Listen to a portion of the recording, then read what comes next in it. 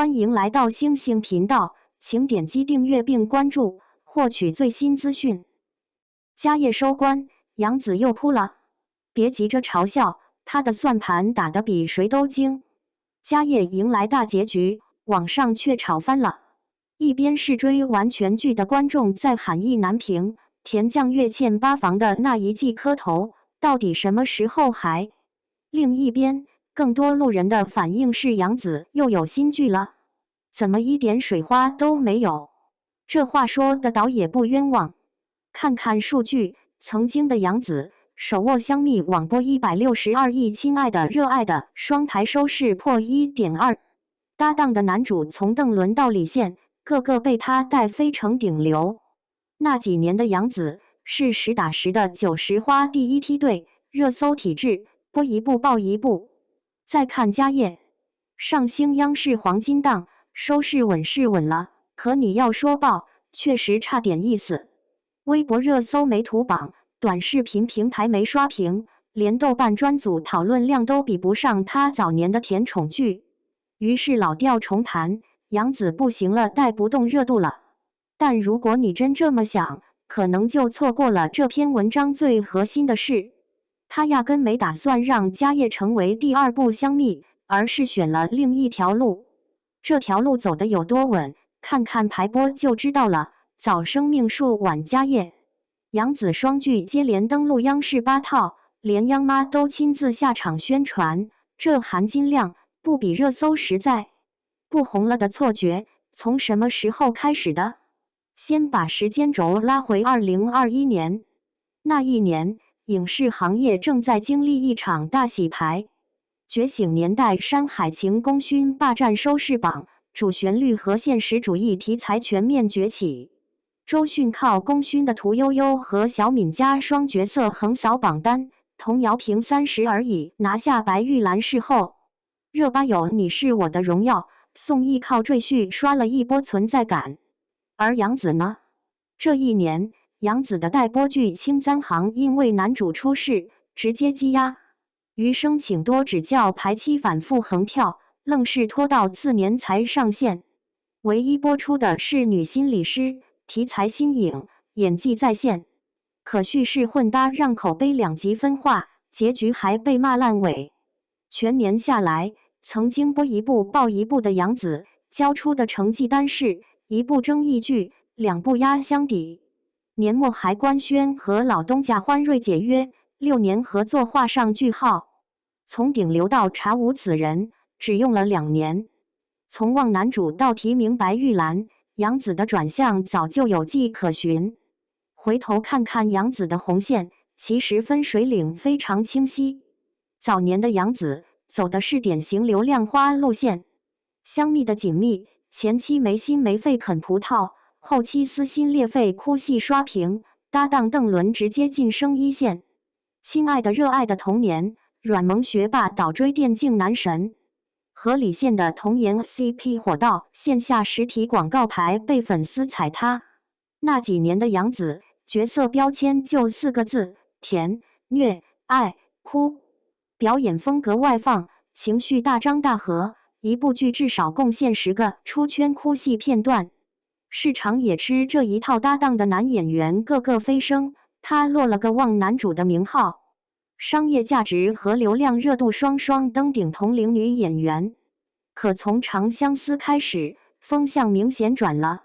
小妖这个角色不再是单纯的爱恨交织，她隐忍、孤苦、身世漂泊，大半部戏都在收着眼。你几乎看不到紧密式的大哭大闹，取而代之的是眼神的隐忍、抿嘴的克制、微颤的指尖。这种表演不抓马，不炸裂，但经得起重看。然后是国色芳华的何为芳，古代女性经商，全剧无脑恋爱线几乎为零，重点诠释商贾博弈和女性成长。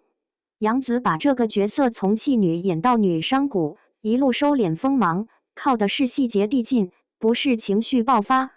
这部剧让她第2次提名白玉兰视后。再到生命树，高原巡山女警白菊，素颜，减重15斤，4000米海拔实景驻扎188天。队友遇难那场戏，杨子没有嚎啕大哭，全程只靠瞳孔震颤和嘴角微颤，三层情绪震惊、悲痛、坚定在几秒钟内无声切换。这部剧给他拿下了第3次白玉兰提名。从紧密到白局，杨子的表演路径就4个字：从外放到内收。这哪是不红了？这分明是换了一条更难走的路。回到家业，不是热搜爆款，但也不是演技退步。把家业放在这个转型轨迹上看，很多事就通了。李珍这个角色，开局是徽墨世家的娇小姐，一夜之间家破人亡，父亲受刑，叔叔一死一残，全族被逐出族谱。杨子演李珍的落魄阶段，和他早年那些角色完全是2种演法，眉眼低垂，面色沉郁，搓灯草，垂墨定的指尖沾满炭灰，粗糙到能看出冻疮的质感。最打动我的，不是他的哭戏，而是沉默。李珍为了救骆文谦下跪磕头，真是爆哭。为救出事的爱人，李珍下跪苦苦哀求于将军，却被告知无力回天，声音没有颤抖，眼神含着泪光没有落下。但你知道，这个人在崩溃的边缘。这种演法和香蜜李锦觅撕心裂肺喊凤凰是2种完全不同的表演逻辑，一个靠情绪爆发感染观众，一个靠隐忍克制让观众心疼。所以家业没有热搜图榜，真的只是因为不火吗？更大的原因在于，这剧本身就不是为热搜生的。仙侠甜宠天然自带糖点 CP 名场面，一条短视频配个 BGM 就能疯转。可家业扎根的是明代徽州宗族史、古法制墨工艺，主线是13年沉冤昭雪和宗族博弈，没有无脑撒糖，没有工业糖精，甚至男女主感情线都淡得像清水。这类厚重题材，口碑发酵慢，传播门槛高，天然和短视频刷屏水土不服。这就像你让一部文艺片去和商业大片比票房，输的不代表质量差。有意思的是，家业这次火出圈的男性角色，不是演男主的年轻小生，而是演男主哥哥骆文松的曹磊。骆文松和李珍之间没有一条感情线，却成了全剧观众最磕的精神 CP。曹磊在《环球时报》采访里说得透彻，骆文松在李珍身上看到了自己年轻时的纯粹，看到了徽墨技艺延续的希望。2人之间是匠人与匠人的灵魂共鸣，文脉传承者的惺惺相惜。骆家出事那场戏，骆文松把墨迹托付给李珍，完成从死守秘方到传承文脉的心态升华。更关键的是表演分寸。曹磊说，他和杨紫在演对手戏时达成了一个默契，眼神里永远是欣赏、认可、托付，没有丝毫关于爱的暗示，多一分暧昧，少一分缺知己的默契，必须把情感充盈地落在文化传承的共鸣上。曹磊评价杨紫时说了4个字：唯真不破。结果呢？没有吻戏，没有告白，甚至没有并肩同行超过3场戏。这对无关风月的匠人知己，却成了家业最出圈的人物关系。这恰好说明了一件事：家业没捧红男主，不是因为杨紫带不动，而是这部剧的火力点本来就不在男女 CP 上。一个能靠纯粹的精神羁绊让观众上头的演员，你说他不红了，是不是太着急了？可话说回来，家业确实没做到完美。夸归夸，该说的还得说。家业最大的问题不在演员，在剧本。整部剧最核心的冤案线，田本昌13年前蓄意纵火焚毁玉墨，嫁祸8房李景福，6房李景东倚老卖老，助纣为虐。田将月暗地算计8房10余年，偷卖秘方，勾结做局，挑拨离间，最后却这么轻飘飘地走了。这条线的收尾，老实说，不能服众。田本昌恶贯满盈，伏法受惩，李景东祖祠当众跪拜赔罪，余生护着8房，唯独田将月这个被亲叔叔蒙骗，错将丧夫之恨转嫁无辜，10几年阴私算计直接害死李景福的女人。全剧从始至终没有登门，没有道歉，悄无声息消失在剧情边角。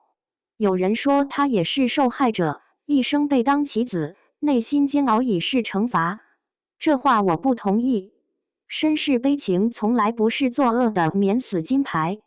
李景福含恨而终，八房全家蜷缩破院13年，李珍在冷眼和饥饿里熬大的童年，这些都是实打实的伤害，不是一句被人蒙骗就能抹平。编剧留了这个开放式缺口，我看更像是妥协，一边想拍厚重证据，一边又舍不得大女主爽文套路，为突出李珍的逆袭，刻意弱化反派收尾。田将月潦草退场就是代价，这个处理算是家业留给观众最大的意难平。所以杨紫到底在下一盘什么棋？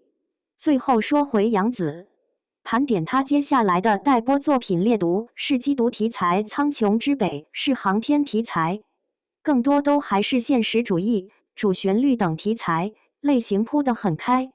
和早年的香蜜、亲爱的、热爱的相比，这些项目明显再去糖分，哪怕仍保留仙侠品类的长相思，前作已经证明，杨紫在这条线里走的也不是甜宠路子，而是更接近传奇史诗。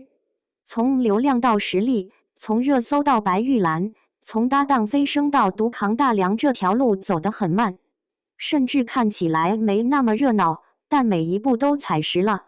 所以回到开头那个问题，家业收官，杨紫糊了吗？我倒是觉得，一个敢在流量巅峰期主动跳船，一头扎进现实主义和厚重证据里的女演员，她的算盘从来就不是怎么再上一次热搜。至于那季田将月欠八房的磕头有没有番外都无所谓了，我更想看到的下一幕是李珍之后杨紫的下一个角色。能不能让那些说她不红了的人闭嘴？